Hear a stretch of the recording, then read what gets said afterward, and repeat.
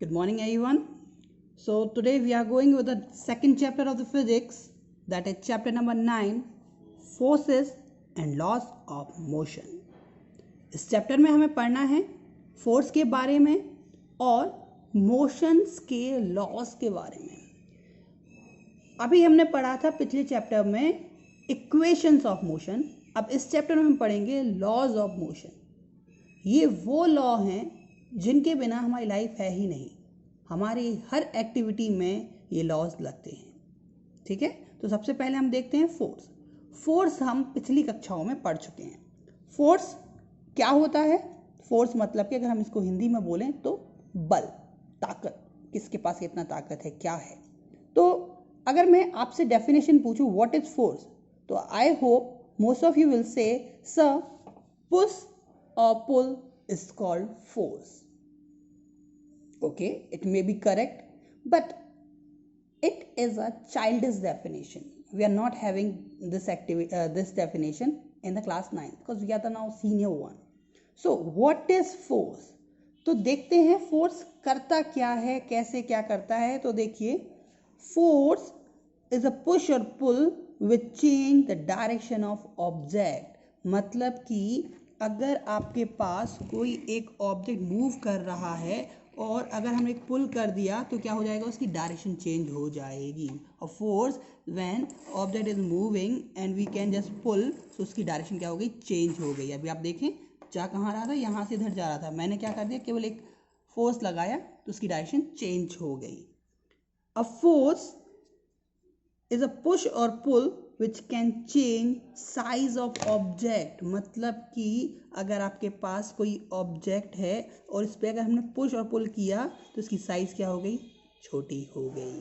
अगर आप देखें कि हमारे पास कोई एक ऑब्जेक्ट है, इसकी साइज कुछ है और इसमें हमने क्या किया, पुश या पुल किया, तो इसकी साइज क्या हो गई, छोटी हो गई। तो force is a push or pull which can change the size of object. Force is a push or pull which can change the shape of object. मतलब कि ऑब्जेक्ट के शेप को चेंज करना है। अभी आप देखिए, हमारे पास का शेप क्या है, लगभग सर्कल है, और अगर इसको चेंज कर दे तो कैसा हो जाएगा, इलेक्ट्रिकल्स का शेप हो गया, या इसका शेप क्या हो गया ना, कुछ भी हो गया, मतलब कि शेप चेंज हो गया। तो force is a push or pull which can change shape of object. Force is a push or pull which can change speed of object। मतलब कि अगर हम बात करें कि कोई ऑब्जेक्ट किसी स्पीड से जा रहा है और अगर हम उसको फोर्स लगा दें तो उसकी स्पीड क्या हो जाएगी, बढ़ जाएगी या घट जाएगी। So force is a push or pull which can change the speed of object. Force is a push or pull which can change the position of object. मतलब कि अगर कोई ऑब्जेक्ट यहाँ रखा हुआ है, अभी उसकी पोजीशन ये है और मैंने इस पर कोई फोर्स लगाया तो उसकी पोजीशन ये हो गई। पहले कहाँ था, यहाँ, अब कहाँ आ गया, यहाँ। मतलब कि ऐसा पुश और पुल जिससे ऑब्जेक्ट की पोजीशन चेंज होती है, तो उसे हम क्या बोलते हैं, फोर्स। तो इन शॉर्ट अगर हम इसको कंबाइन करें तो डेफिनेशन क्या आ जाएगी फोर्स की।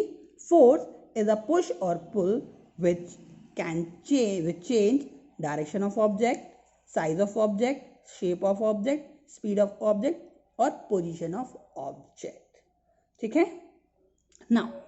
अब आपके पास यहाँ एक एक्टिविटी आ रही है, इस एक्टिविटी को आपको करना है, अभी करना है, वीडियो को पॉज करके करना है और उसके बाद हम इसको आगे देखेंगे। ठीक है, so activity number 1 with you.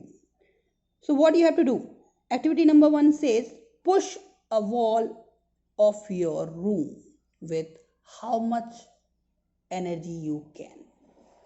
आपको आपकी दीवार, आपके कमरे की दीवार को बहुत ताकत लगा के, बहुत फोर्स लगा के धक्का देना है, जितना भी आप जोर से लगा सकें।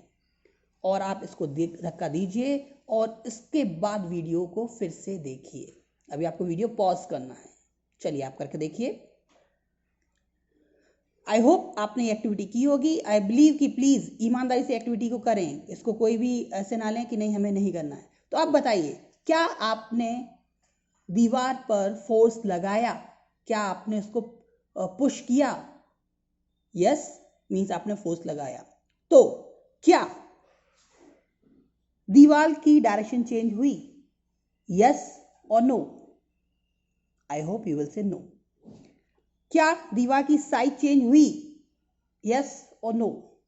आई होप नो। क्या दीवार की शेप चेंज हुआ? बिल्कुल नहीं। स्पीड चेंज हुई?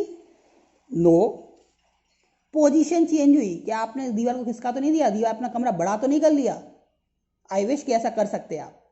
सो आपके सारे आंसर क्या हैं? नो। तो मतलब कि आपने फोर्स लगाया या नहीं लगाया? आपने फोर्स लगाया है। लेकिन फिर सर अभी आपने बताया कि फोर्स वो पुश और पुल होता है जो ये चीजें करता है, लेकिन यहां नहीं कर पाया।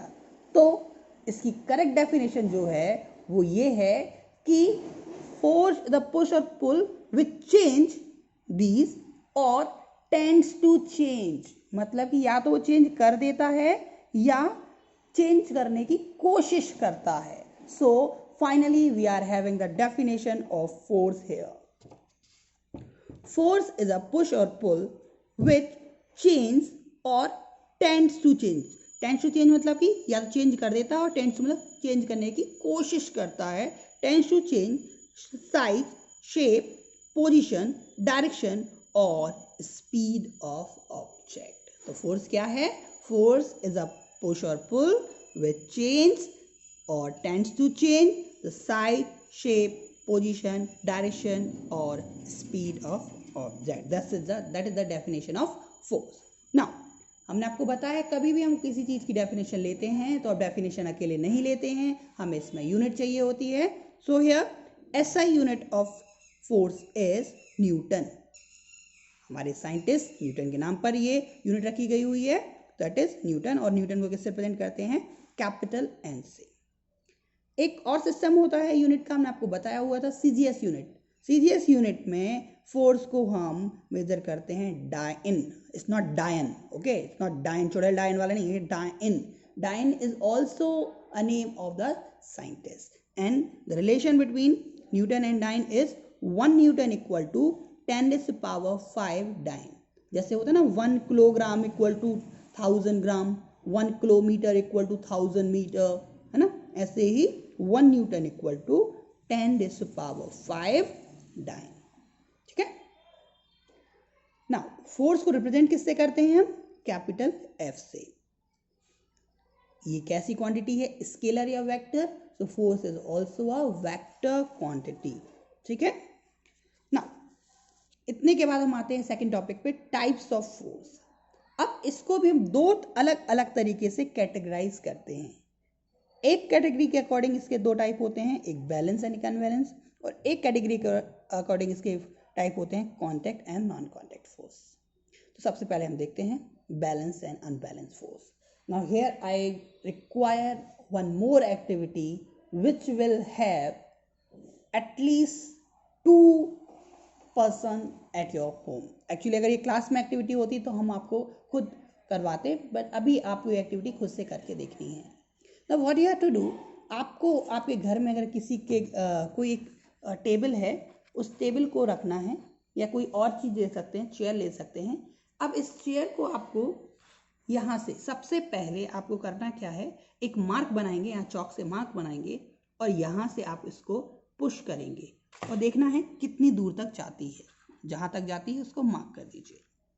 अब सेम वहीं पर से वापस लेके आइए और किसी दूसरे मेंबर को बोलिए, जो भी आपका फ्रेंड, भैया, मम्मी, पापा, किसी को बोलिए वो लगाएं और देखें वो कहाँ तक लेके जाते हैं, आप मार्क करिए।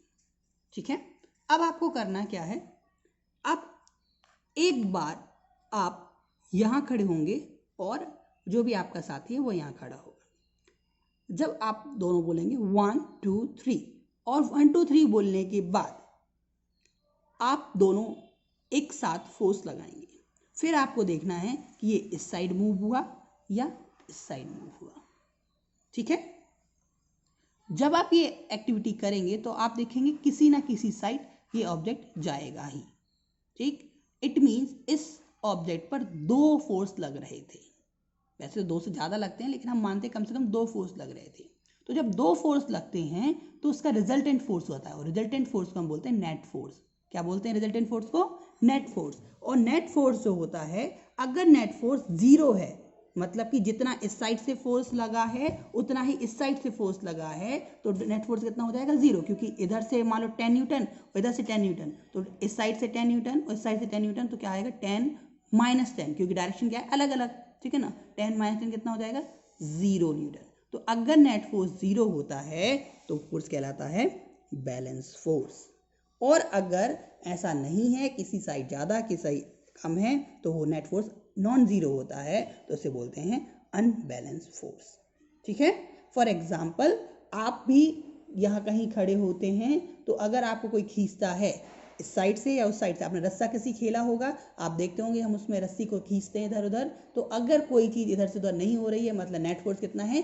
0, तो उसको हम क्या बोलेंगे? बैलेंस। और अगर नहीं है, खिंच जाते हैं, तो उसको क्या बोलेंगे? नेट फोर्स नॉन जीरो, से बोलेंगे अनबैलेंस। ठीक। अब हम देखते हैं contact and non contact force. ऐसे फोर्स जिनको लगाने में या पुश और पुल करने में हमें कॉन्टैक्ट करना पड़ता है ऑब्जेक्ट के साथ, उसे हम बोलते हैं कॉन्टैक्ट फोर्स। और जिनमें नहीं करना पड़ता है उन्हें क्या बोलते हैं? Non contact force. ठीक है। इनको हम देखते हैं अगले वीडियो में।